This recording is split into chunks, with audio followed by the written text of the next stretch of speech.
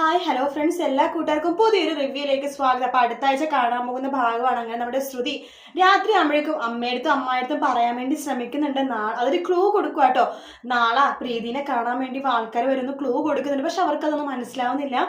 പിറ്റേ ദിവസം രാവിലെ പ്രീതിനെ അണിയിച്ചൊരുക്കാണ് ശ്രുതി. പ്രീതി ചോദിക്കുന്നുണ്ട്, നിനക്ക് എന്താ ശ്രുതി എന്ന് ചോദിക്കുമ്പോൾ ചേച്ചി നണിഞ്ഞൊരുങ്ങി നിൽക്കുക എന്ന് പറയാണ്. കാരണം പ്രീതി ആകെ വിഷമത്തിൽ നിൽക്കുക കേട്ടോ. കാരണം ആകാശുള്ള വിവാഹം ഒന്നും നടക്കില്ല, വീട്ടുകാർ സമ്മതിക്കുന്നില്ലല്ലോ. അപ്പൊ ആ ഒരു ഇതിൽ വിഷമത്തിൽ നിൽക്കുന്ന സമയത്ത് പെട്ടെന്ന് മുറ്റത്തേക്ക് രണ്ട് വണ്ടി വരുന്നുണ്ട്. ആഹാ, ദേ അവരിങ്ങ് എത്തി എന്ന് പറയണം. ആരെത്തിയ കാര്യം പ്രീതി നീ പറഞ്ഞത്? അതൊക്കെ എത്തിയെന്ന് ഞാൻ പറയുന്നുണ്ട്.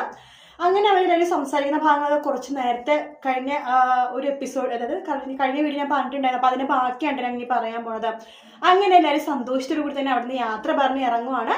അപ്പൊ അശ്വിൻ പറയുന്നുണ്ട്, ആകാശ് നീ എല്ലാവരും കൊണ്ട് വീട്ടിലേക്ക് പോ, എനിക്ക് കുറച്ച് പണിയുണ്ടെന്ന് പറയാണ്. ശരി ചേട്ടാന്ന് പറഞ്ഞിട്ട് നമ്മുടെ ആകാശ് പ്രീതിയെടുത്ത് യാത്ര പറഞ്ഞിട്ട് അവിടെ നിന്ന് ഇറങ്ങുവാണ്.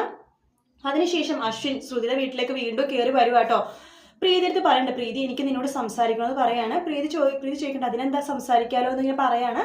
ആ സമയത്ത് നമ്മുടെ പെട്ടെന്ന് ശ്രുതി വരികയാണ്. ആഹാ, നിങ്ങൾക്ക് എന്റെ ചേച്ചിട്ട് എന്താ സംസാരിക്കണം, നിങ്ങൾ സംസാരിക്കണം എന്ന് പറയുമ്പോൾ ശ്രുതി പ്ലീസ് ഞങ്ങളൊന്ന് സംസാരിക്കട്ടെ, അശ്വിൻ സാറിന് എന്തോ പറയാനുണ്ടെന്ന് പറഞ്ഞല്ലോ. വേണ്ട ചേച്ചി, ചിലപ്പോൾ വഴക്ക് പറയാനായിരിക്കും, ചേച്ചി ഒറ്റക്കൊന്നും നിൽക്കണ്ട കേട്ടോ എന്ന് പറയാണ്.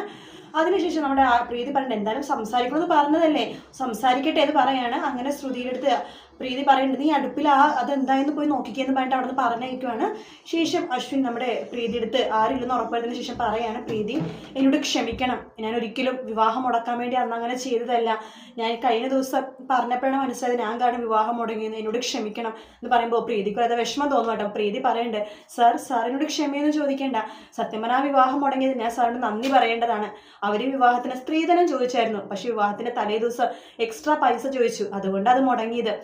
അത് അന്ന് ആ പൈസ കൊടുത്തെങ്കിൽ ചിലപ്പോൾ എൻ്റെ വിവാഹം നടക്കുമായിരുന്നു. അത്രയും ഒരു പൈസക്ക് വേണ്ടി ആർത്തി പിടിച്ചെടുക്കുന്ന ഒരാളെ എനിക്ക് കെട്ടേണ്ടി വന്നില്ലല്ലോ, അതിന് സാറിനോട് ഞാനേ നന്ദി പറയേണ്ടത് എന്ന് പറയാണ്. അത് കേട്ട് ശ്രുതി അങ്ങോട്ടേക്ക് വരുന്നുണ്ട്. ആഹാ, സാർ സോറി പറയാൻ വേണ്ടിയിട്ടാണല്ലേ വന്നത് എന്നൊക്കെ പറയുമ്പോൾ അശ്വനാണ് വേഗം ഓടിപ്പോകുക കേട്ടോ. അതിനുശേഷമാണ് ഈ ഷ്യാം ഒളിച്ചു നിൽക്കുന്ന അതിന് മുമ്പാണ് ഇത്. ശരിക്കും പറഞ്ഞാൽ ഹിന്ദിയിലില്ല, ഈ ഷ്യാം ഒളിച്ചു നിൽക്കുന്ന ഭാഗമൊന്നും ഹിന്ദിയിലില്ല കേട്ടോ. അത് ഉറപ്പുവരുത്താൻ വേണ്ടി വീണ്ടും അതിന്റെ ഭാഗങ്ങളൊക്കെ കണ്ടോക്കെ. അങ്ങനത്തെ ഒരു ഭാഗവും ഹിന്ദിയിലില്ല.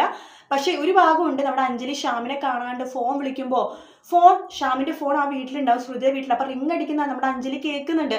അഞ്ജലി ഫോൺ എടുക്കാൻ പോകുമ്പോഴേക്കും അശ്വിൻ പറഞ്ഞിട്ട്, ചേച്ചി എന്താ അല്ല ഷ്യാമേട്ടനെ വിളിച്ചിട്ട് കിട്ടുന്നില്ല, ഷ്യാമേട്ടൻ തിരക്കിലായിരിക്കും, ചേച്ചി വണ്ടി കയറുന്ന വേണ്ട. അശ്വിൻ വണ്ടി കയറ്റുവാണ്.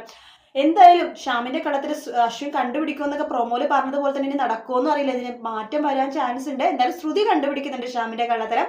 അത് നമുക്ക് അടുത്ത ആഴ്ച കാണാൻ പറ്റും. വീഡിയോ ഇഷ്ടപ്പെട്ടെങ്കിൽ ലൈക്ക് ചെയ്യുക, സബ്സ്ക്രൈബ് ചെയ്യുക, കമന്റ് ചെയ്യുക. മറ്റൊരു വീഡിയോ വീണ്ടും കാണാം. Bye bye.